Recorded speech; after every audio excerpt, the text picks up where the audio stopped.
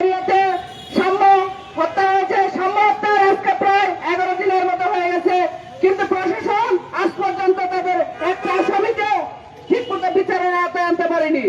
আমরা সাম্য হত্যার বিচারের দ্রুত বিচার চাই। প্রশাসনকে বলবো, আপনারা দ্রুত সাম্য হত্যার হত্যাকারীদের গ্রেপ্তারের নেবেন। এছাড়া গণঅভ্যুত্থানে যে সকল ছাত্র সংগঠনগুলো একত্রিত এক প্ল্যাটফর্মে এসে তাদের দাবি দাওয়াগুলো পেশ করেছিল, সরাসরি শেখ হাসিনাকে পতন ঘটিয়েছে। গণঅভ্যুত্থান পরবর্তীতে সেই সকল ছাত্র সংগঠনগুলোকে নিয়ে একটি জাতীয় ছাত্র কাউন্সিল গঠন করতে হবে। এছাড়া সকল রাজনৈতিক দলগুলোকে নিয়ে একটি নিরপেক্ষ সরকার গঠন, জাতীয় সরকার গঠন করতে হবে। এই দাবি পেশ করছি। আসসালামু আলাইকুম। ধন্যবাদ। 5ই আগস্ট পরবর্তী বাংলাদেশ ছাত্র জনতার বাংলাদেশ, কিন্তু আমরা দেখতে পাচ্ছি বিভিন্নভাবে বিভিন্ন গোষ্ঠী অনেক ধরনের সুযোগ সুবিধা লাভ করেছেন এই নতুন বাংলাদেশে, কিন্তু এই রক্ত দিয়ে যে ছাত্ররাই নতুন বাংলাদেশ এনে দিয়েছে তারা এখনো বারবার অবহেলিত হচ্ছে, নিপীড়িত হচ্ছে। এই নিপীড়ন বাংলার এই ছাত্র সমাজ আর কখনোই সহ্য করবে না। এই মুহূর্তে বক্তব্য রাখার জন্য আহ্বান জানাচ্ছি গাজীপুর জেলা শাখার সভাপতি সুলাইমান হোসেনকে।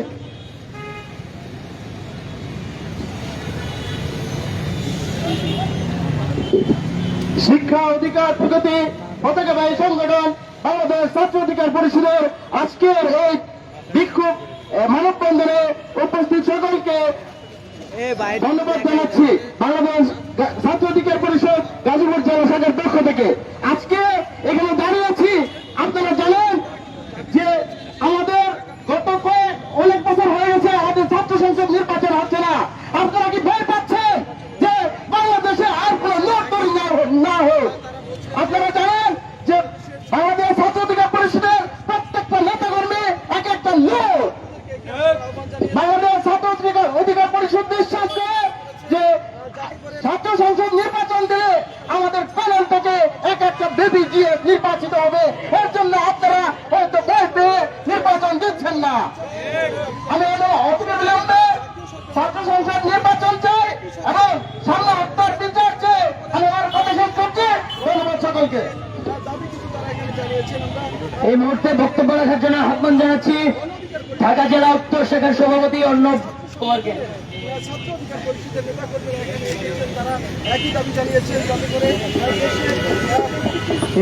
এই মুহূর্তে দরকার, এই মুহূর্তে দরকার তোমার আমার দরকার। সংগ্রামী ছাত্র বন্ধুগণ, বাংলাদেশ ছাত্র অধিকার পরিষদের পক্ষ থেকে সংগ্রামী সালাম এবং শুভেচ্ছা। আসলে খুব দুঃখের সাথে বলতে হয়, দ্বিতীয় বিপ্লবের পরবর্তী সময় এই ছাত্রদের দাবি দেওয়ার জন্য আজকে আমাদের রাস্তায় নামতে হয়। এই দুটি করে ছাত্রছাত্রীর জন্য আমাদের আজকে রাস্তায় নামতে হচ্ছে। আপনারা দেখেছেন 1971 সালের যে স্বাধীনতা আমরা এনেছিলাম, সেখানে দলমত নির্বিশেষে প্রত্যেকটা রাজনৈতিক দল অংশগ্রহণ করেছিল, কিন্তু একটি পরিবার সেই চেতনাকে ধারণ করে 53 বছর বাংলাদেশের সাধারণ মানুষের রক্ত চুষে গিয়েছে। সেই ফলশ্রুতিতে কিন্তু তার 15ই আগস্ট 1975 সাল থেকেছিল এবং পরবর্তীতে 24-এর সেই 5ই আগস্ট তাই লেগেছে। আসলে তাদের জন্য আগস্ট মাসের দেশ, পরবর্তী 10 তারিখ নির্ধারিত তাদের জন্য। এই 24-এর পরবর্তী 24-এ যে আমাদের যে সফলতা বা বিপ্লব, সেই বিপ্লবের দলমত নির্বিশেষে আমরা সকলে ঐক্যবদ্ধভাবে এই বিপ্লব ঘটিয়েছে। কিন্তু এই বিপ্লবটাকে সেই 1971 সালের মতো গুটি কয়েক লোক সেই চেতনাকে পুঁজি করে তারা তাদের কাছে নিজেদের এই চেতনাকে ধারণ করে শুধু, আর বাদবাকি যারা ছিল বিপ্লবের অংশীদার তাদেরকে এখান থেকে বের করে দিয়ে শুধু নিজেদের মধ্যে সেই পরিবার কেন্দ্রিক রাজনীতির দ্বারা লিপ্ত হয়েছে। আমি বলে দিতে চাই, আপনারা সেই 71 এবং 71-এর যে চেতনা বিক্রি জানা ছিল টেক হোল্ডার এবং 24-এর যে টেক হোল্ডার যদি আপনারা হতে চান, এই 71-এর 75-এর 15 আগস্টের বিতাড়িত করেছে বাংলার মুখ থেকে, 24-এ যেমন বিতাড়িত করেছে বাংলার মুখ থেকে, এই আপনাদেরও কিন্তু বিতাড়িত করতে জনগণ সময় নেবে না। আমি আমার এই বক্তব্য শেষ করছি। এই জানিয়ে হচ্ছে সকল বিশ্ববিদ্যালয় ছাত্র সংসদ অতমূল্য দিতে হবে এবং সেই সাথে সেই সাথে জাতীয় সরকার গঠন করতে হবে। প্রত্যেকটা ছাত্র সংসদের নেতৃবৃন্দদের নিয়ে জাতীয় সংসদ ছাত্র সংসদ গঠন করতে হবে। ওই উপদেষ্টা পরিষদের ছাত্র দুজনকে নিয়ে শুধু সারা বাংলাদেশের ছাত্র প্রতিনিধি নির্ধারণ হয় না। অসংখ্য ধন্যবাদ। ডক্টর মোহাম্মদ ইউনূস স্যার, আপনার কাছে উদাত্ত আহ্বান, আপনি শুধুমাত্র ছাত্র উপদেষ্টা আসিফ মাহমুদ এবং মাহমুদ আলমের চোখে এই পুরো বাংলাদেশকে দেখবেন না, এই পুরো বাংলাদেশের ছাত্র সমাজকে দেখবেন না। এখনো সময় আছে এই 24-এর গণঅভ্যুত্থানে অংশগ্রহণকারী সকল ছাত্র সংগঠন, সকল স্টেক হোল্ডারদের নিয়ে আপনি বসুন, সকলের সাথে মত বিনিময় করুন। দেখবেন এই বাংলাদেশে এত জটিলতা থাকবে না, বাংলাদেশ পরিচালনা করতে আপনারই সহজ হয়ে যাবে। এই মুহূর্তে বক্তব্য রাখার জন্য আহ্বান জানাচ্ছি প্রাইভেট বিশ্ববিদ্যালয় শাখার সংগ্রামী সাধারণ সম্পাদক রাহাত হাসানকে।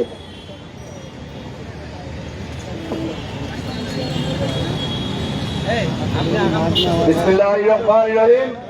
ধন্যবাদ। শিক্ষা অধিকার প্রগতির পতাকাবাহী সংগঠন বাংলাদেশ ছাত্র অধিকার পরিষদের কেন্দ্রীয় সংসদকে একটি সময় উপযোগী কর্মসূচি হাতে নেওয়ার জন্য।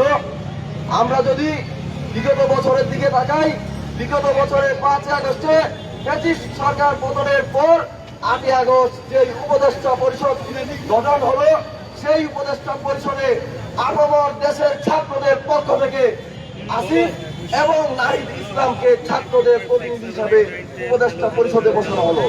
তাদের প্রতি আমাদের সারা বাংলাদেশের ছাত্রদের এবং সারা বাংলাদেশের ছাত্র জনতার একটা অগাধ আশা আকাঙ্ক্ষার জায়গা ছিল, কিন্তু তারা উপদেষ্টা পরিষদে বসে কি করলেন? সেই আশা আকাঙ্ক্ষার জায়গাকে তুচ্ছ করে অনিয়মের সাথে জড়ালেন, দুর্নীতির সাথে জড়ালেন। আমরা হতাশ হলাম, সারা বাংলাদেশের ছাত্র জনতা হতাশ হলো।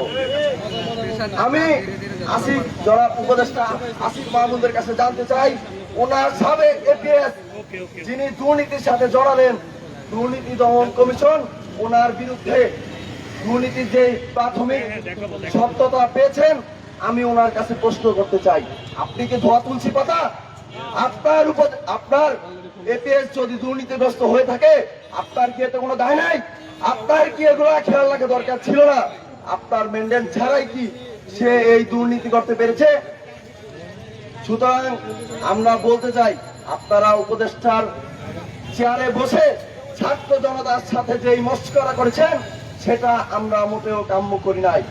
আমি আপনার কাছে জানতে চাই, আপনি স্থানীয় সরকারের উপদেষ্টা হয়ে ঢাকা উত্তর সিটি কর্পোরেশনে যে প্রশাসক নিয়োগ দিয়েছেন, কত টাকার বিনিময়ে সেই নিষিদ্ধ সংগঠন হিজবুত তাহরীর একজন নেতাকে আপনি প্রশাসক হিসেবে নিয়োগ দিয়েছেন, সেটা আমরা জানতে চাই। ছাত্র জনতা হিসেবে সেটার জবাব আমরা আপনার কাছে চাই। আপনি উপদেষ্টা হয়েছেন, অবশ্যই আপনাকে জবাবদিহিতা করতে হবে। আপনি একজন প্রশাসক হওয়ার জন্য যুগ্ম সচিব অথবা অতিরিক্ত সচিব প্রয়োজন হয়। আপনি কোন নিয়মের মধ্য দিয়ে তাকে প্রশাসক হিসেবে নিয়োগ দিয়েছেন, আমরা সেটা জানতে চাই। একই সাথে নাহিদ ইসলাম ভাই যখন উপদেষ্টা ছিলেন, তখন তিনি আওয়ামী লীগকে নিষিদ্ধ না করে, আপনারা উপদেষ্টা পরিষদে যাওয়ার পর আওয়ামী লীগকে নিষিদ্ধ করার জন্য আমাদের কেন রাজপথে নামতে হলো, এবং এনসিপি রাজপথে নেমে আওয়ামী লীগকে নিষিদ্ধ করার জন্য প্রোগ্রাম কেন করতে হলো, সেই জবাবদিহিতা আমরা আপনাদের কাছে চাই। আমাদের তো একটা আশা আকাঙ্ক্ষা ছিল যে আপনারা আমাদের সরকার আমাদের আশা আকাঙ্ক্ষা অনুযায়ী কাজ করবেন, কিন্তু সেটা আপনারা করতে পারেননি, সেটা আপনারা ব্যর্থ হয়েছেন। সেই জায়গা থেকে আমরা বলতে চাই, সেই ব্যর্থতার দায় আপনাদের নিতে হবে, এবং অনতি বিলম্বে আসিফ ভাই এবং নাহিদ ভাই যেটা বললেন, সেটাই যে আপামর বাংলাদেশের ছাত্র জনতার কথা, সেটা ভাবার কোনো সুযোগই অনুষ্ঠানের নেই। সেই জায়গা থেকে সারা বাংলাদেশের ছাত্র সমাজের যারা ক্রিয়াশীল ছাত্র সংগঠন আছেন, তাদেরকে নিয়ে একটি জাতীয় ছাত্র কাউন্সিল এবং বর্তমানে উপদেষ্টাদের ব্যর্থতার দায় নিয়ে সকল রাজনৈতিক দলকে নিয়ে একটি জাতীয় সরকার গঠন করার আহ্বান জানিয়ে আমার বক্তব্য শেষ করছি। ধন্যবাদ। সাংবাদিক ভাইয়েরা দীর্ঘক্ষণ ধরে অপেক্ষা করছেন, যারা বক্তব্য রাখবেন খুবই সংক্ষিপ্ত আকারে পয়েন্ট টু পয়েন্টে কথা বলার চেষ্টা করবেন। এই মুহূর্তে বক্তব্য রাখার জন্য আহ্বান জানাচ্ছি বাংলাদেশ ছাত্র অধিকার পরিষদ জগন্নাথ বিশ্ববিদ্যালয় শাখার সংগ্রামী সভাপতি রাকিব হাসানকে।